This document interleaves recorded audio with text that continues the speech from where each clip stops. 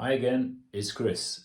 This week we're talking about BRRRR. It's not cold out there. Okay, it is a bit cold out there, but that's not what we're talking about. We're talking about BRRRR, which is buy, refurbish, rent, refinance, and repeat the process. So this is all about recycling your money, essentially recycling your deposit from one house to the next so you can build up without running out of cash. So how does that work then? Let's take a look. So you buy a house, ideally below market value, and there's a difference obviously, as we know, between market value, which is what the house is worth based on comparables in the local area, not on the asking price. Those are two separate things, so you need to bear that in mind.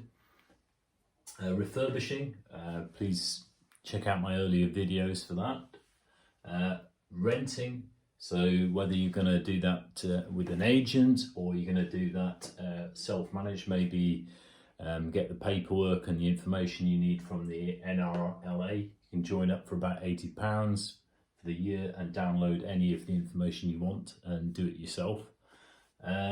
Refinance, now that we briefly touched on this before, but it's about finding a mortgage broker who's going to refinance for you based on the new value of the property once you've added the additional value to it. That might be by essentially adding another room, refurbishing it in terms of adding another bathroom, etc. So in terms of that, so you take out the new loan and you take it out to the new value, 75%.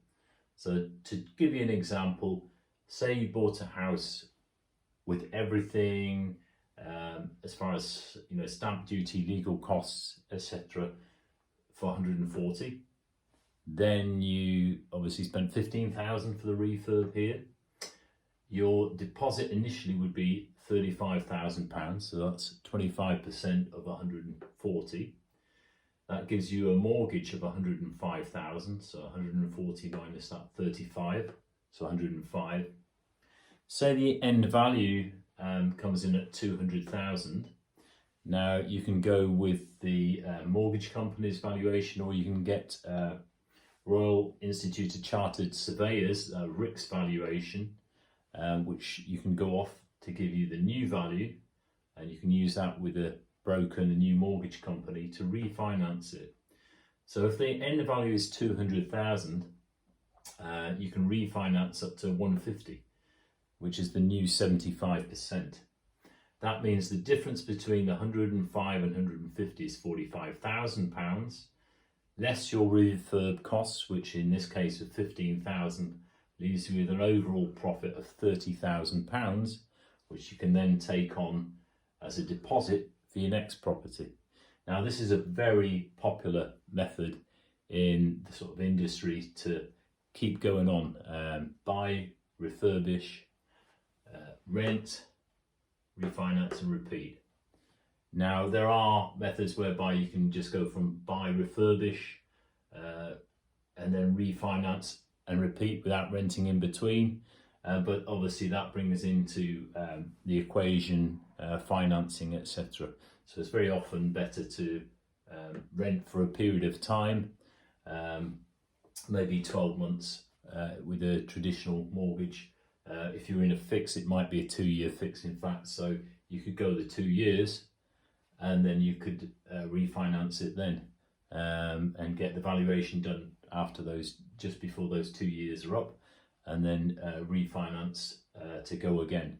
Now if you've got more than one property, you can sort of do these in between, so you're cycling in between from one to the other, taking out finance, and then it can very quickly snowball.